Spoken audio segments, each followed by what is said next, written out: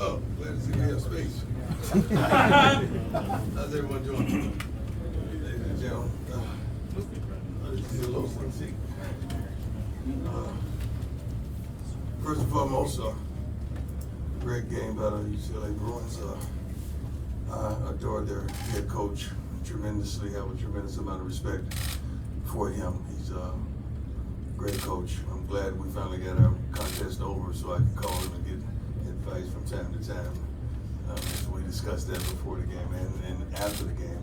He's one of the real ones. He's one of the good ones, and he knows what he's doing. So I could learn a lot from him. Today we played our butts off. I feel like I'm proud of the kids. I really am proud of these young men. They hung in there as long as they could. Offensively, we got to improve. You see that. The quarterback is taking his beating. He got an injection at halftime. Probably should tell you that, but you know I'm 100. And just to block some of the pain, so I'm going to give him the next few days off so he could at least be mobile, because I know once that block is off, he's going to feel it tonight. We got to do a better job of protecting him, running the football. I know we had a couple linemen go down, but there's no excuses. Got to be next man up, so we got to have enough depth to be able to accomplish the goals that we set out to accomplish. Special teams, Mono was terrific. Mono was unbelievable. That is who he is, so that's a highlight of the special teams, and they covered tremendously well as well. Defensively, we fought our butts off. We made some key mistakes. When Shiloh went out, he's one of the main communicators on the back end. That was a tremendous blow for us because he's one of the leaders on the back side of the defense, and he's the enforcer. He's the dog back there, and I don't complain about official calls, but because those guys have the toughest job in the country to me, because the game is going so fast, and they could call even though they have an opportunity for instant replay. But the catch on the sideline and the targeting for Shiloh, I'm still questioning those things, but it is what it is. I think they had a tremendous bearing on the outcome of the game, because when you lose a safety of that caliber, and lose the quarterback of the defense, that's a tremendous blow. And that play on the sideline, I think it was a third down, would have been off the field as well. So we got to do a lot better, not only offensively, defensively, as well as coaching the game. And I'll take full responsibility for that. I got to address those issues that we're having as well. Let's go. Okay, first one, Brian. Hey, Coach. It wasn't just tonight. I know the offensive line has had kind of down here. You had some new guys in there tonight. What's going on that you guys just haven't been able to figure that side or that area of the ball out? Depth. Not only depth. Killer instinct, want, desire, will, athleticism. The hardest thing to acquire is linemen. So when people have a good one, you rarely see linemen jump and go to different schools. I think we have some guys that it's going to be good with a little seasoning, but overall, we just don't have the fight or the passion to do what we want to do. Right? I'm a little biased because I'm his father, but I think we have the best quarterback in the country.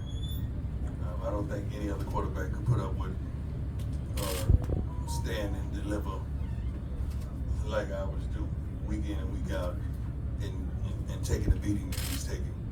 And we got to address that. We got to address that scheme-wise. We got to address that functionally with what we have on the line, and we just got to do a better job. We really do. Coach, you mentioned the coaching aspect of it as well. Yes, sir. Specifically with the offensive line, I mean, what has to improve in that aspect besides from the line? The line has to improve. It ain't no aspect. The line has to improve. Coach, we've talked about run-pass balance a lot this year. I think it was up until that last drive, you had maybe 7 carries of running back compared to like 34 passes. Yeah.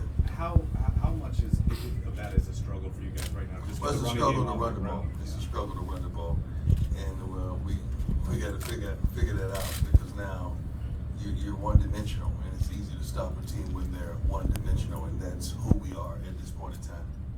To follow up on that, could being able to commit to that, as you talked about wanting Commit to what? Running the ball. Could that help? I think we committed to it on a first down, and it was 2nd and 15. Those are the type of things you don't want to do and get behind the 8 ball. First downs are so vital. first downs are everything. I mean, first downs are, when we held them statistically on first downs, it was hard for them to move the ball as well. And when we're in negative yards on first down, that's a tremendous loss. Because now you know you're going to throw the ball on second down, and they're calling their defenses pertaining to that loss. I just asked that in terms of the big picture, trying to keep Shador upright, healthy, and then overall. The big picture, you go get new linemen. That's the picture, and I'm going to paint it perfectly. How would you describe Travis's performance today? Travis is Travis. I keep telling you that he's the one kid, not the one, it's multiple kids I don't concern myself about their play and their attitude. Travis is going to bounce back. Yeah, I knew he was going to bounce back. You know, he was coming off of injury and he was taking the offensive side of the ball a lot more serious than he was taking the defensive side of the ball when he first came back. And he just had to, you know, reset because he didn't go home on the break. He stayed, worked out, trained, and got his feet up under him and watched film intently and studied the little things. So he was prepared and ready today. And he gave you a Travis Hunter performance. Third. Ariel's up. Okay, sorry. 4 games left. How do you? Ariel's up. Regardless of whether or not you agreed with the call or not, what did you say to Shiloh when you were walking off the field, when he was walking off the field? That he got to keep it low.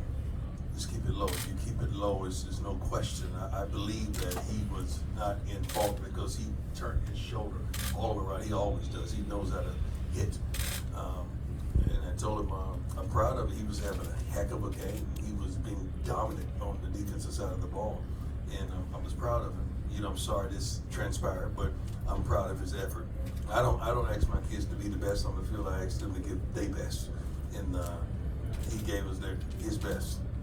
Coach, you talked about growing your talent and building this program. Mm-hmm. There's a lot of great talent in Los Angeles, a hotbed of talent. There's a lot of hotbed of talent everywhere.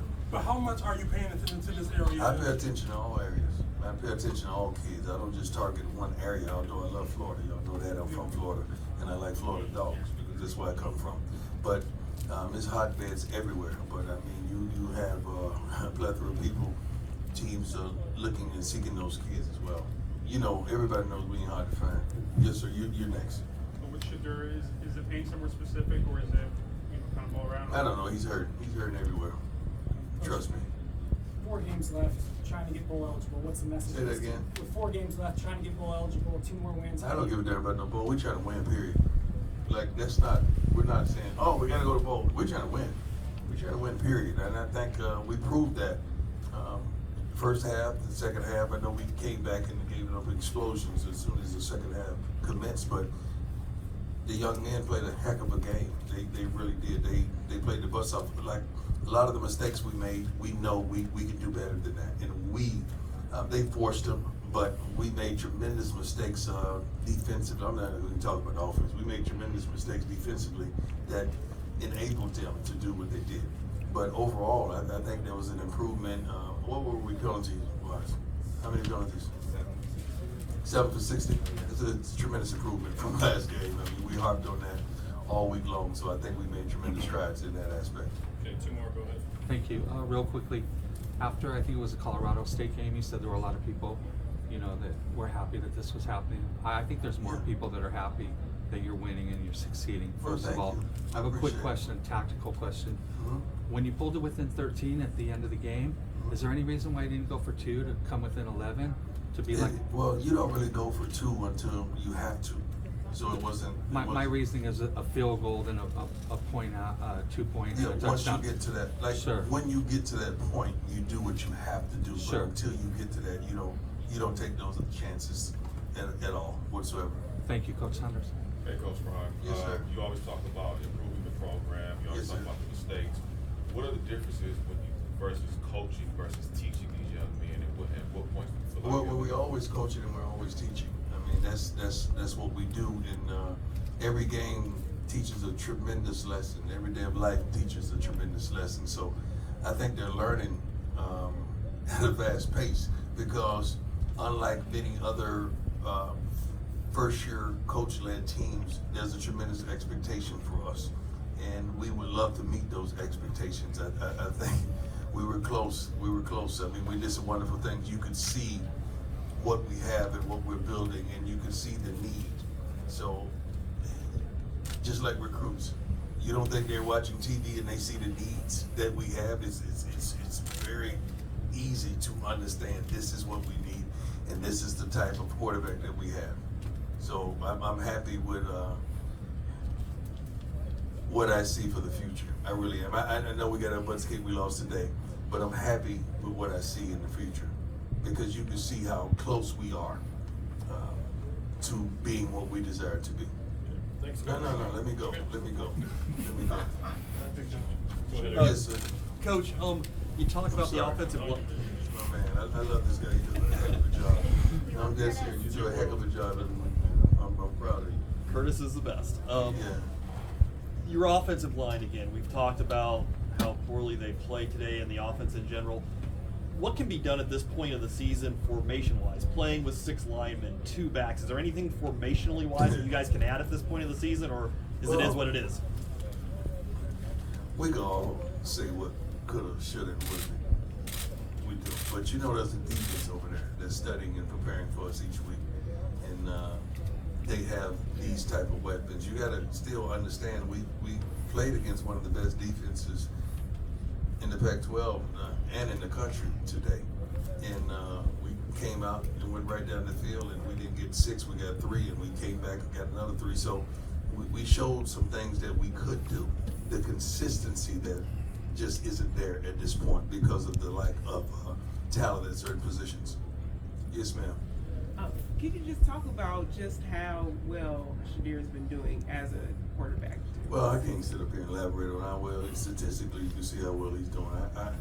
I don't know who else, that they have in these Heisman balloting and running that takes the abuse that he takes and get back up. I don't know if any of these guys could stand and deliver every week like he does with the same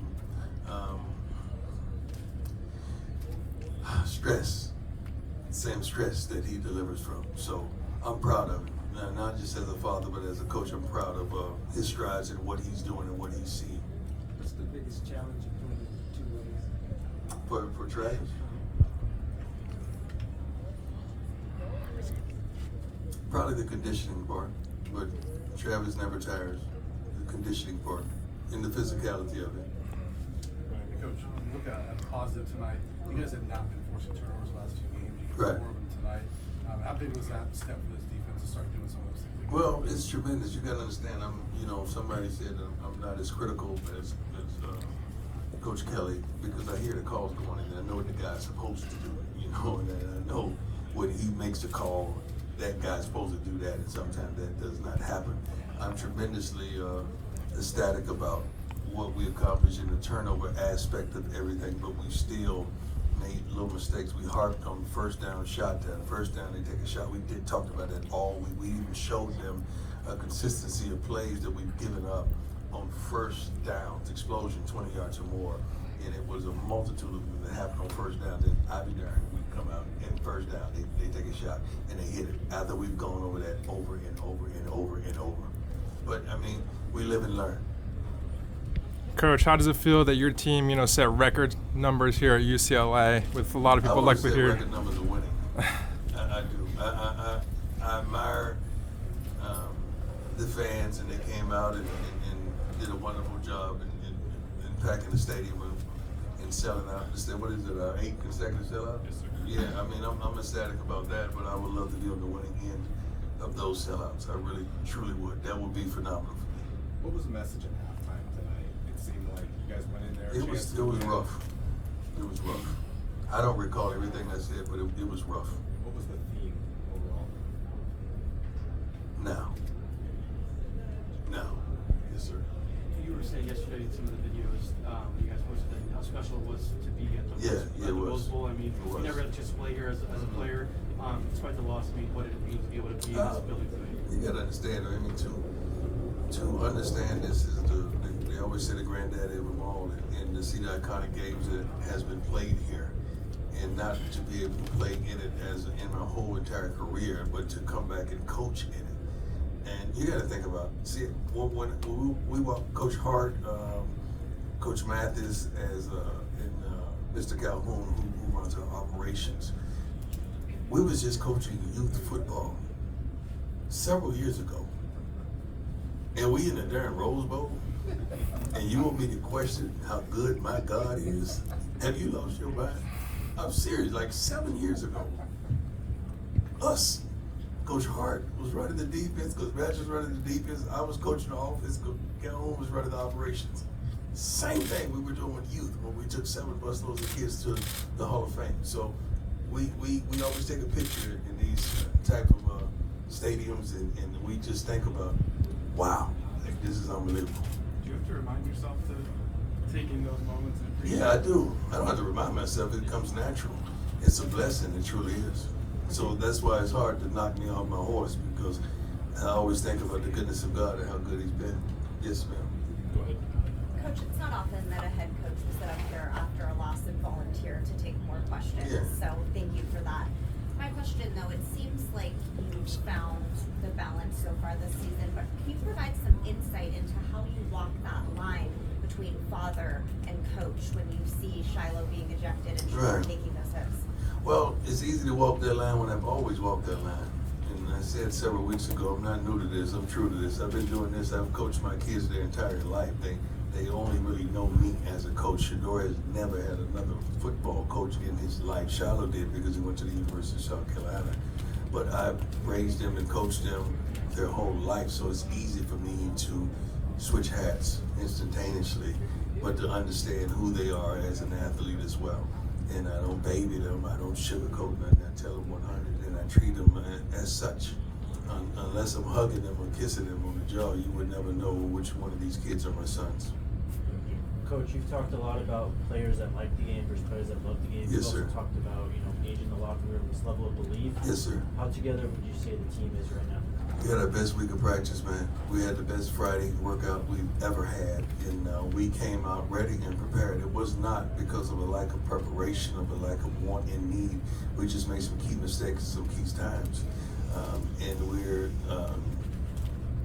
7 to 10 players away of really doing what we want to do in college football. Anything else for Coach? We talked a little earlier this year about the offensive coordinator learning the quarterback. Yeah. How far along in the process do you think Sean Lewis and Shador are, and what have you thought about Sean's performance so far this year? You can't put me on the spot like that. I think the coaches are doing a pretty good job. Thank you. That was a great try. Valued effort. You got to understand, I've sat in your seat for like 17, 18 years. So I got to know when it's coming. Coach, did you anticipate Travis at all on offense? No, I mean, I do tell him who I want in the game and when I want it now. And I don't discriminate for that. Last one. Coach, did you anticipate maybe going through a tough time like you're going through right now? I'm not going through a tough time. What makes you think I'm going through? What about me look like it's a tough time? I know you used to winning. It look like a tough time to you. No. I would love to win. I'm accustomed to winning, and we will win. We will win. Just put your seatbelt on and hold on. We will win. If you got to see what could possibly happen with the team that we have. I mean, shoot, we really only got our butts kicked once. I mean, that was in Oregon. We got our butts kicked. It wasn't no winning that. Anything, all the other games, you could see how we could have won those games. We could have done that. So that's called hope in our book, and I'm thankful and happy for that. I appreciate you all. God bless you. I wish you have a safe trip home wherever you're going, wherever you're headed, and just wake up and smile tomorrow. A blessed one.